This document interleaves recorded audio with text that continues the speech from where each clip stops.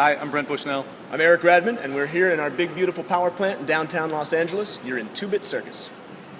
So we're hackers, and we met about 8 years ago. Started building big games. You know, tech was getting awesome. We wanted to we wanted to just play with it, and so we started collaborating, making interactive art, and taking that to parties and events. And pretty soon, companies started calling, saying, "Hey, would you guys bring that stuff to our parties?" And we ended up with, I guess, a real business. At this point, we're about 30 strong. This place is filled with some of the smartest people we've ever worked with. We've got designers, we've got artists, we've got electrical engineers, computer scientists, mechanical engineers, chefs, you name it. Someone is doing something cool right down there, right now, I promise.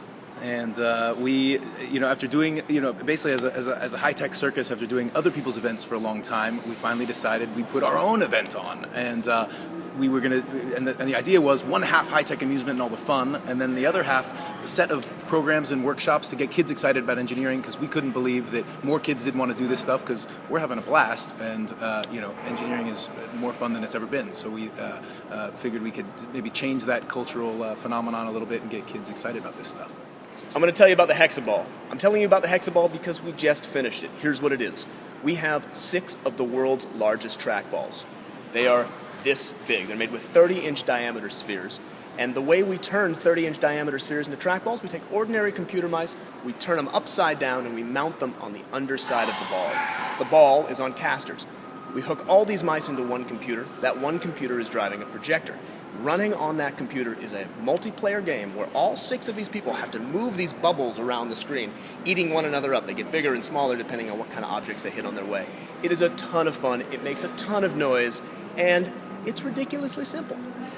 We also filled a room full of laser beams. So literally, you combine regular laser pointers with a bunch of fog, and we made our own Mission Impossible laser heist.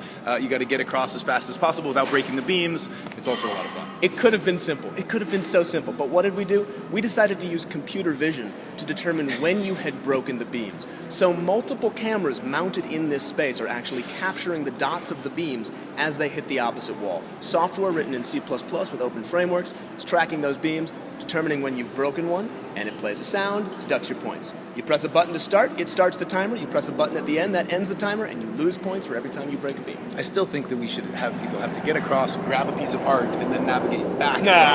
Giant square. Giant square. Totally. Fun. Totally. What else?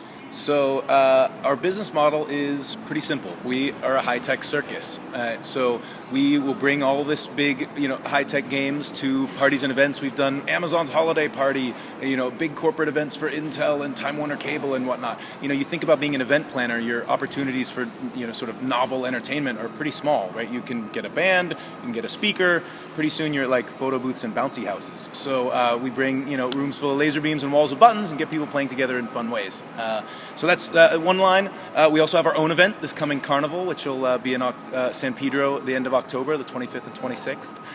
And then, we do some experimenting with, big out-of-home entertainment for big brands. So we've done stuff for Verizon, and we've done a lot of prototyping for Dave & Buster's, and we'll sort of build new games for them in order to try new technology like the Oculus Rift and 360 video capture. Here's where crazy ideas at 2-Bit Circus come about. We sit around and we look at what we've got lying around. Hey, we've got some encoders. Hey, we got some ship's wheels, projectors, computers. And we come up with like 10 different ideas.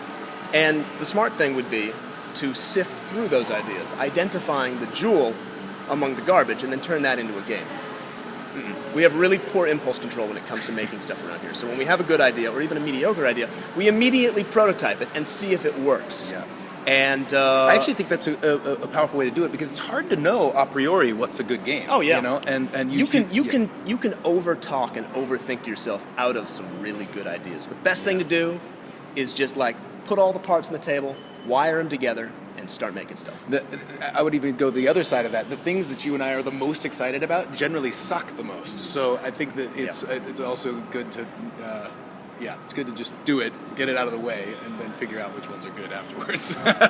Business model? So check it out. For the last 6 months, we've been spending all of our waking hours building crazy high-tech carnival games from the future. We're taking robots, we're taking lasers, we're taking fire. We're putting it into a blender with classic carnival games that you think you know and you think you love, and we're changing it up completely. Now you've got Ring Toss that shoots fire. You've got the game of Asteroids, that classic game. We call it Meteors. It features real laser beams shot from the ceiling, and you are the ship. We've been building some really, really fun stuff with computers, with fire, with software, with electrical engineering, you name it. I just took the Wacky Wire to an event a week ago, and you remember the Wacky Wire, the old carnival game with the little thing like Operation, you had to maneuver it around the coil of wire. We made a monster one of those, and you have a big rod with a metal ring that you're trying to navigate around this thing, and it was totally a blast. So we're going to have that down there. This event's the end of October. It's the 25th and 26th. We've also got a special hacker preview day on Thursday. Should be a lot of fun. We've got a robot bartender, the Dunk Tank Flambe we're about to get back, which is, honest to God, someone wearing a full fire suit, standing next to a flamethrower. There's a target, you throw a ball, you hit the target, and the person's enveloped in a 10-foot fireball. This carnival is full of high-tech games, but behind every single one of these games, there's some ridiculously cool high technology that we think the readers of Hackaday are going to love. And so we really want you to come to the Hacker Preview Day on Thursday. You get to see behind the scenes of every one of these things. We're going to tell you how it was made. We're going to show you what's behind the curtain. It's going to be so cool. And you get to see it before the general public tears it to hell.